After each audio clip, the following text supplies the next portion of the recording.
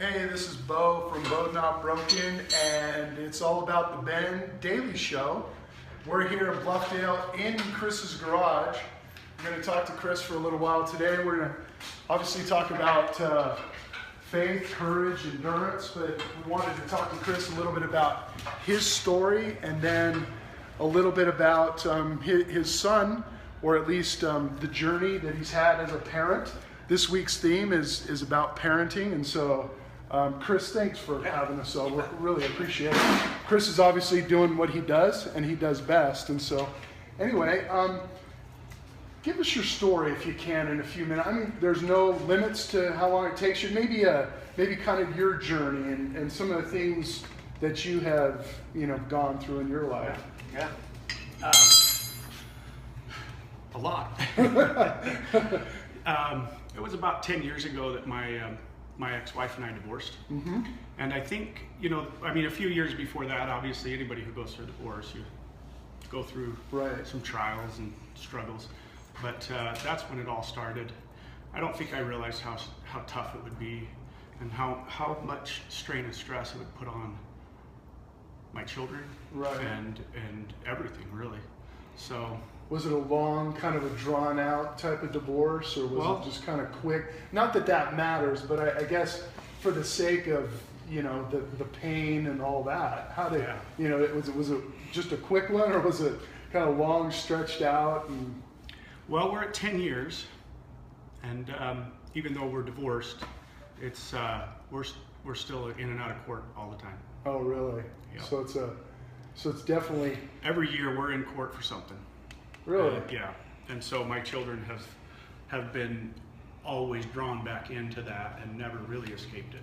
Right. So it's... How about work for you? How about work through that time? And has that been a constant in your life? Or, what has kept you, we talk about both not broken, we talk about faith and courage and endurance. Maybe talk about, and faith doesn't have to be faith in a deity or a church or person, but faith and what's gotten you through this portion of your life, I guess, That's a good question, because ultimately, if I don't know, but something inside. So is that faith in some, God or what? But maybe it's just an unwillingness to give up, and so. Like, for example, we went through some financial struggles because I decided that, because we kept going back to court and everything, I decided that I would let her have my business. And so I gave that to her. Oh, wow. And I ended up starting over. Well, as I start over and I realized how much struggles there are with starting over and trying to build something when you've already got all this other stuff that you got to take care of. Right. And you got the children to all keep happy, and then, the single world, what fun that is. We all know what the single world's like, yeah. And it was way more than I expected, and way more trials. What has, and I probably know the answer to the question, but what has been, your enduring factor? Has it been the children, your child, or how many kids do you have? I have 4. You have 4, okay. Yeah. Ranging in ages from 24 down to 17. Oh, okay. Yeah. All right. And I would absolutely say the kids, because every time I go through my own personal stuff, as soon as I start putting more attention back to the kids, I got that drive again. And I'm not going to ever give up for my children. Right. But for me, you're so discouraged sometimes, trying to build a new practice up and everything. Right. And you do that, but when they need you, you drop everything and you get over there. And so ultimately, that need for them to be able to be successful and for them to have our attention, that's probably a huge driving force to not give up and not be broken. Right, exactly. That's great. I think, what on you personally, I guess the last question would be, what advice would you give someone? I mean, obviously, you never want a divorce, but what advice? I mean, as a father, as a provider, and it sounds like you've tried to do all the right things, and you get kicked down, and you're in court and all those kinds of things. But is there any advice that not just for men but for women, I think that are going through this similar thing? Well, I've been involved with a group that I've kind of learned to never give advice. So that's one thing, because that's tough sometimes. But I would say from personal experience, if I had to do it all over again, and sometimes you have to. And right. So if you are in that predicament, if I were in that predicament again, I would really, really think long and hard about giving up any stability that I currently had. Because when you give up that stability and the kids feel you losing that stability, right. then they lose it. Okay. And so from my experience, when I gave up some of the things that I did in order to try to make everybody happy, some of the things I gave up were the things that kept us stable. Wow.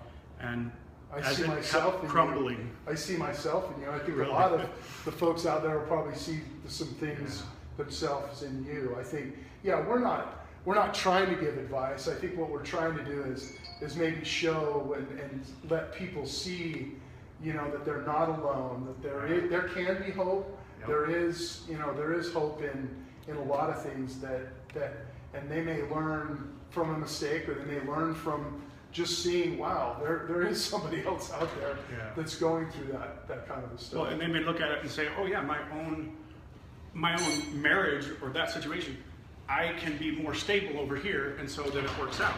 Right. And so for me, I don't think I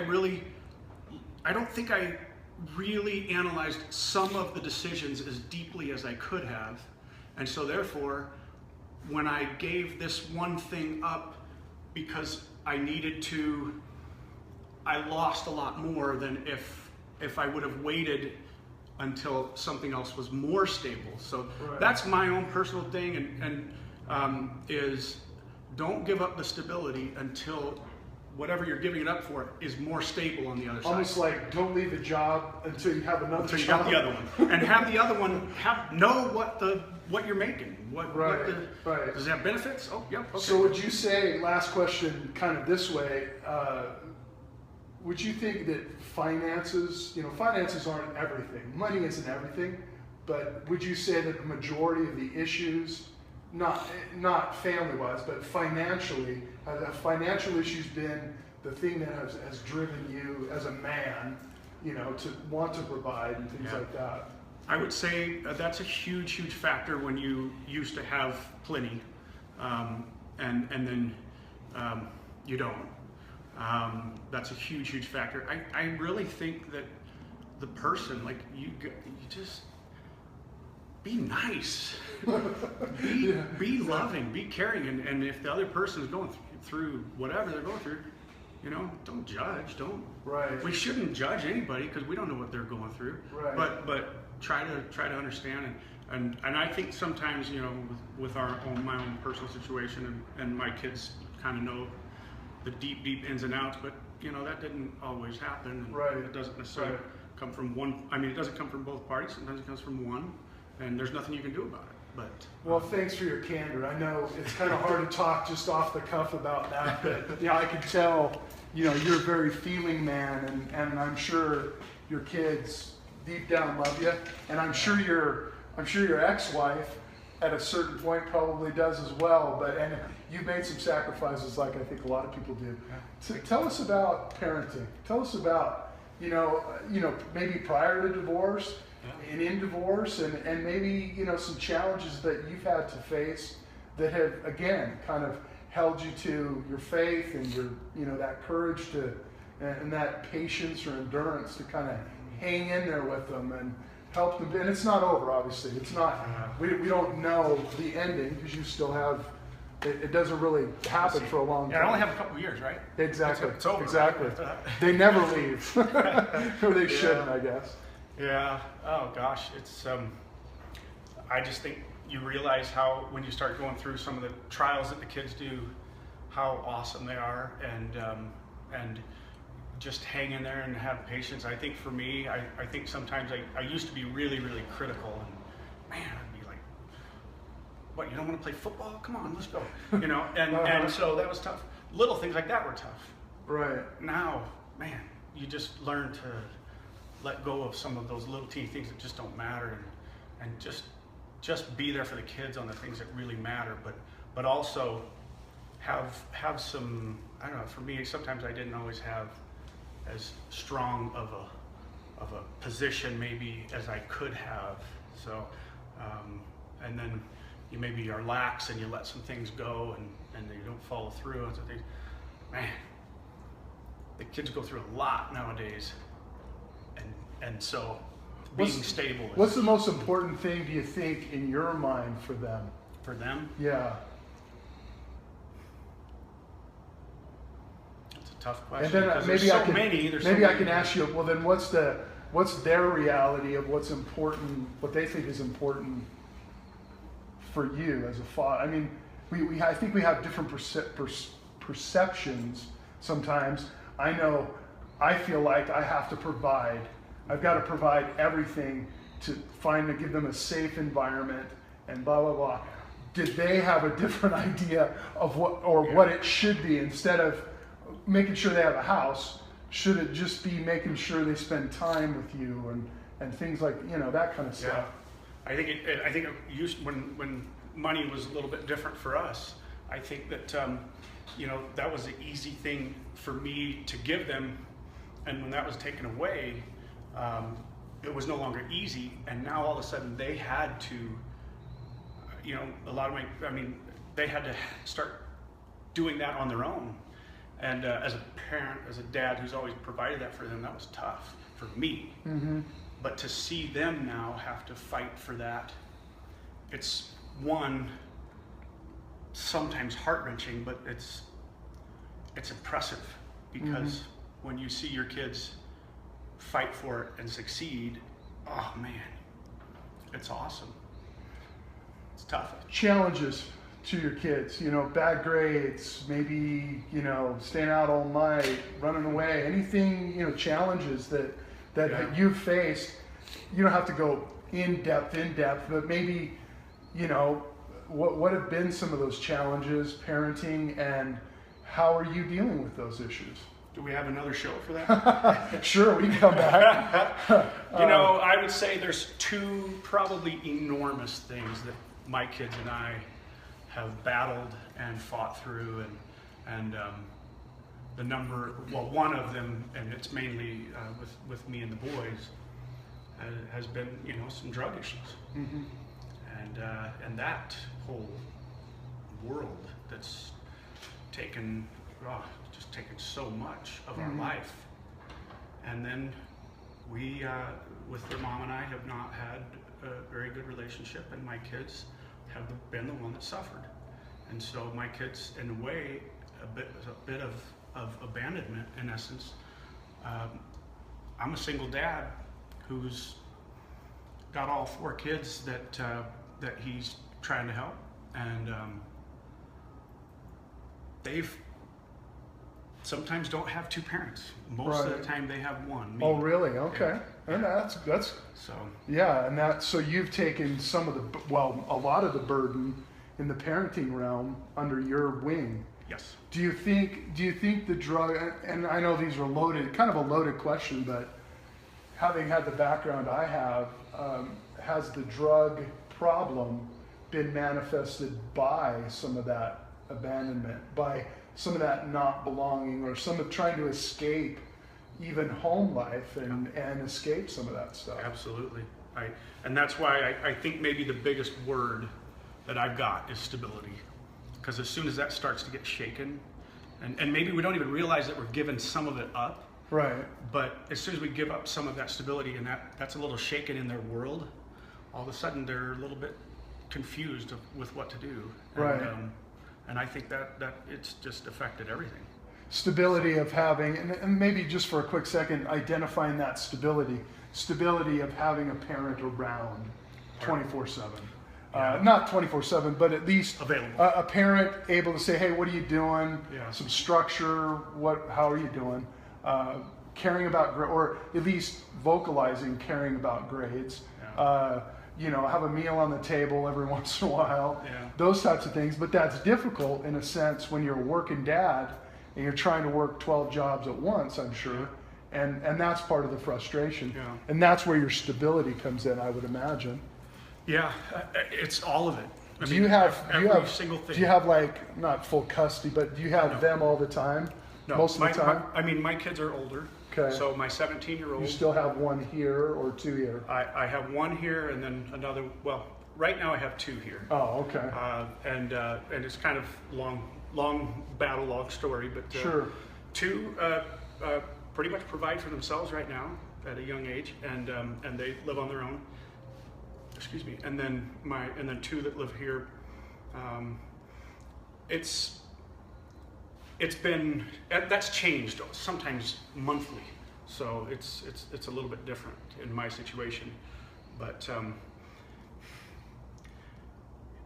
no matter what, it used to be the kids had a home, they had stability, they had a place to come, and when I gave that part up and decided to do it a different way, I think that was a huge factor. Mm-hmm. And now all of a sudden we don't have that home that we're used to.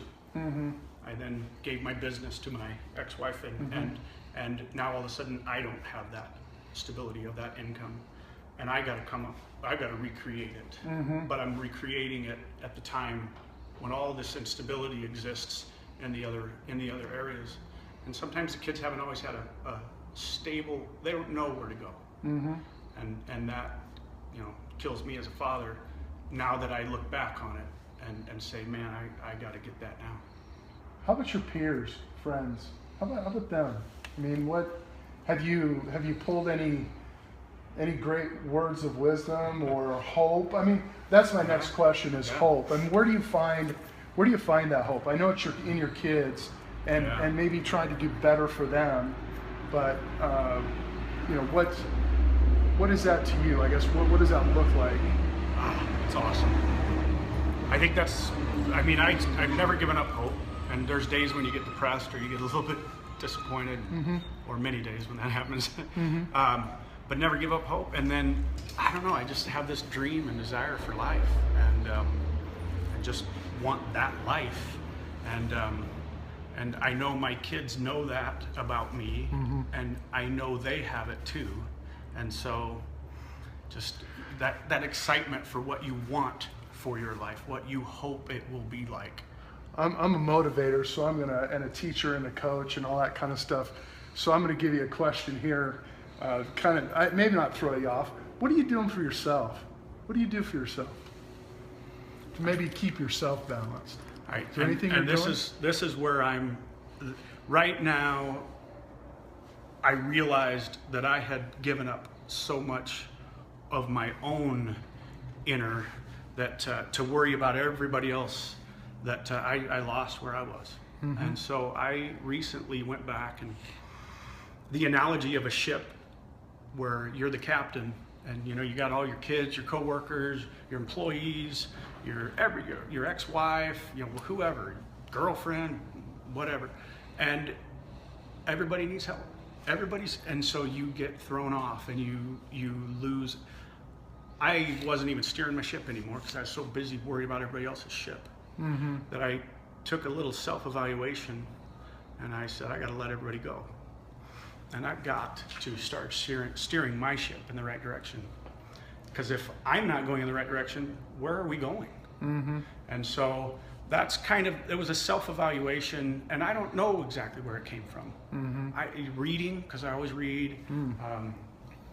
What moves you? Yeah, what moves you? Are there things that move you that, people might, I'm sure everybody's heard of all kinds of things that move them, but I'm always interested in individuals and what moves them.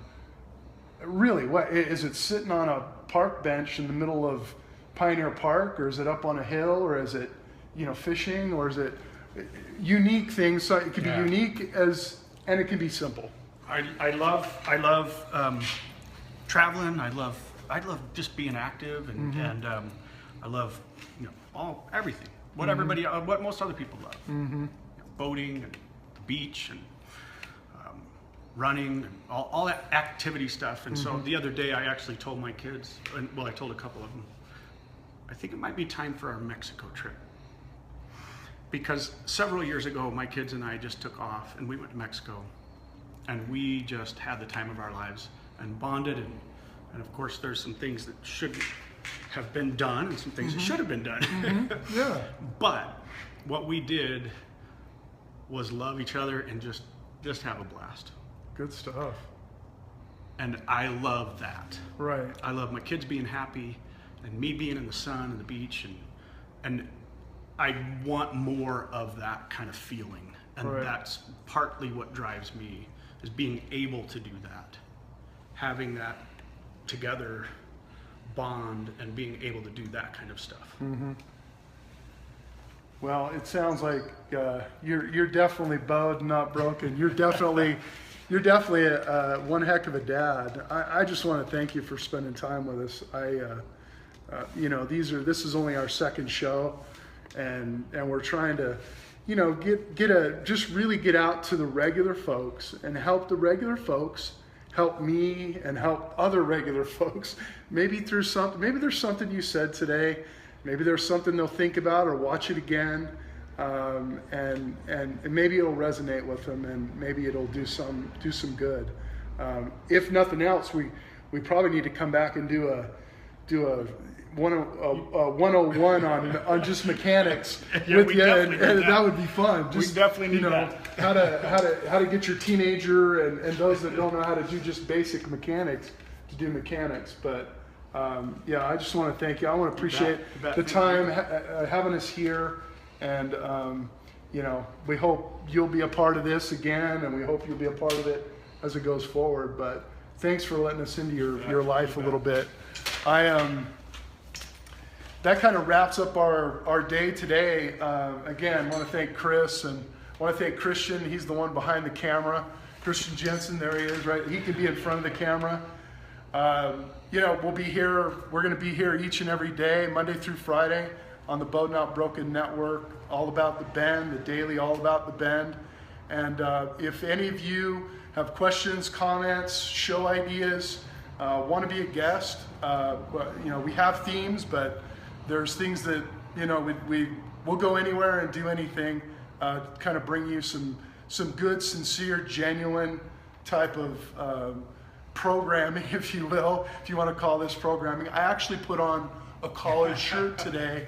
So anyway, long thank yous, but also remember, it's all about the Bend. And if you're wanting to get a hold of me, I guess first, make sure, we're going to upload these onto BEAU'DNotBroken.com, onto the website, be on YouTube. Of course, it'll be on social media as we broadcast.